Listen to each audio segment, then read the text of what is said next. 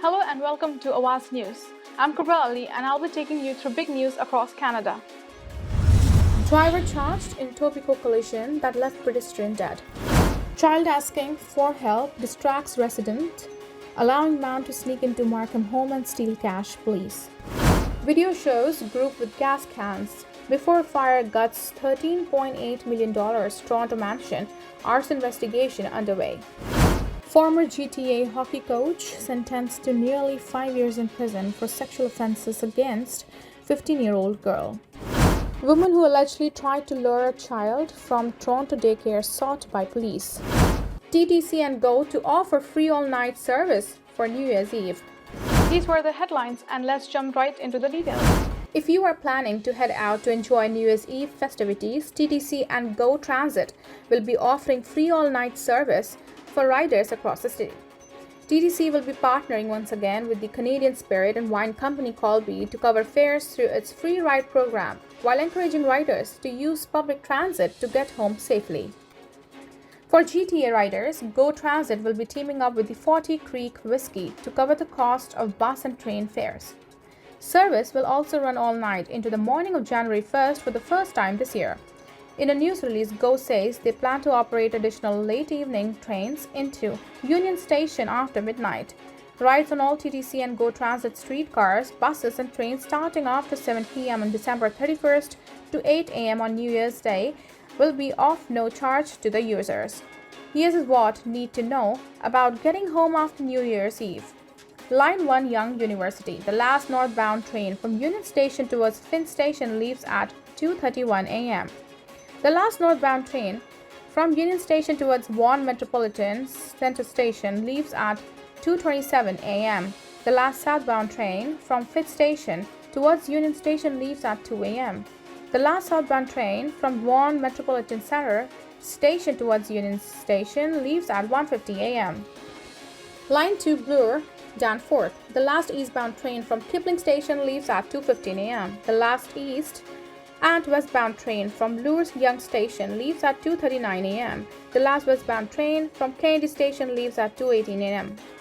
Line 4 Shepherd. The last eastbound train from Shepherd Young Station leaves at 2:57 a.m.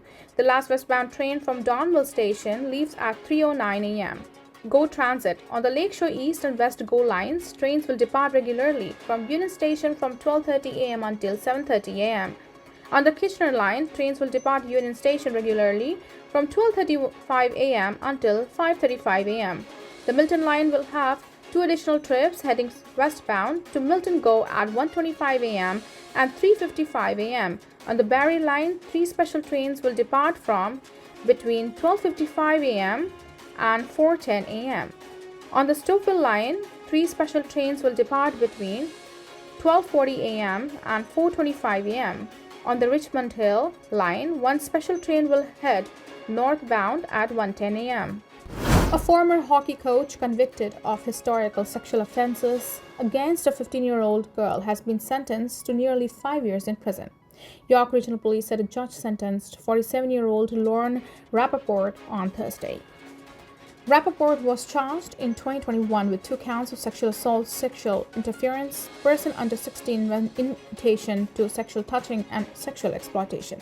The charges were laid following an investigation into allegations that the teenage victim was sexually assaulted between 2009 and 2011 while Rappaport was coaching competitive girls hockey in the Greater Toronto area.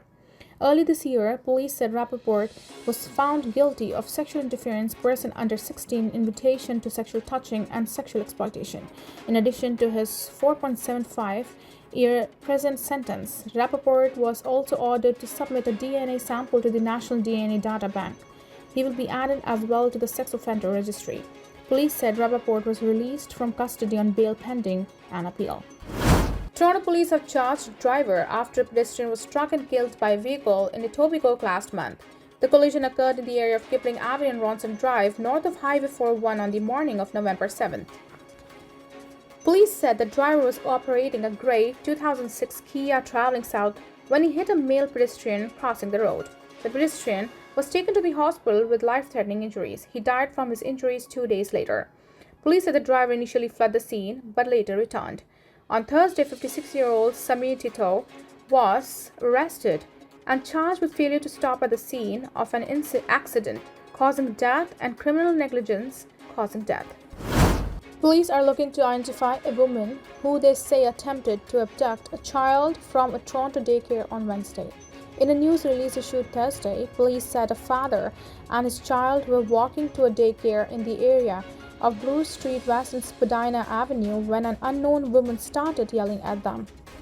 Investigators said the woman tried to grab the child, but the father blocked the attempt and called for help. It's alleged that the woman continued to follow the father and child down the street to steps of the daycare. At that point, police said the suspect asked the child to leave with her. After the father confronted the suspect a second time, police said she fled. Police released images of the woman in an effort to identify her. She is described by investigators as white and was last seen wearing a black leather jacket with a green hood, dark blue jeans, black gloves, black running shoes, white socks, and a blue toque. Police are asking anyone who recognizes the woman or anyone who has information about the incident to contact them at 416-808-1400. A Senate bill that would require Canadians to verify their age to access internet porn is proceeding without the support of the Liberal government, which wants the bill does too little to protect children from online harm. Julie Mivol-Deschênes, an independent senators group member and sponsor of the bill, said she can't understand why 133 Liberal MPs voted against it, while other parties agreed to send it to committee for further study. The Liberals have their own plans for legislation aimed at protecting Canadians online, but doesn't do anything to prevent underage access to online porn, Mivol-Deschênes said Thursday. A spokesperson for a Canadian Heritage Minister told the Canadian press earlier this year that the government was working on its own approach to dealing with online harms, and the Senate bill overlapped with their work. The Justice Department is now leading the charge to bring forward the online harms bill. S210 passed the Senate in the spring. It would require adult websites to verify users' age but does not specify how.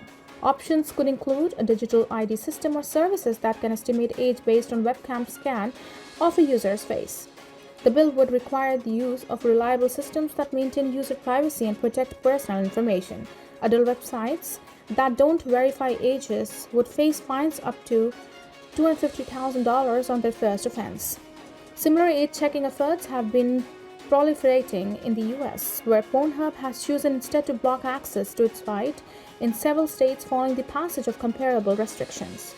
A spokesperson for ALO, Pornhub's parent company, refused to discuss hypothetical situations when they asked Thursday if the same would happen in Canada should S210 be passed in the House of Commons.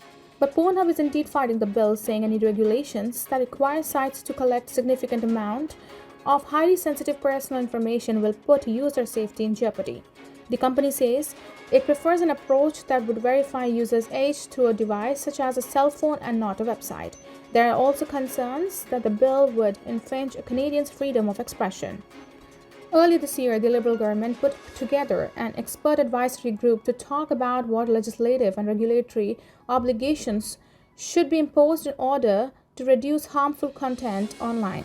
The group consisted of representatives from the Canadian Heritage, Justice, Innovation, and Public Safety departments, as well as representatives from the RCMP. While some experts backed the idea of age verification, others warned if it would be hard to implement without running afoul of freedom of expression, said a summary of the session that was posted online by Canadian Heritage. A child claiming to have lost a ball allegedly distracted a Markham resident, allowing a man to sneak into the home and steal cash, York Regional Police said. The incident, which police described as a distraction-style break-and-enter, occurred on Wednesday at noon in the area of 16th Avenue and Roddick Road, east of Woodbine Avenue. Police said a boy between 10 and 12 years old knocked on the door of a house and informed the resident that he had kicked a ball over the fence and needed help accessing the backyard to get it back. The resident escorted the boy into the yard to look for the ball, but police said it wasn't found. The boy subsequently left.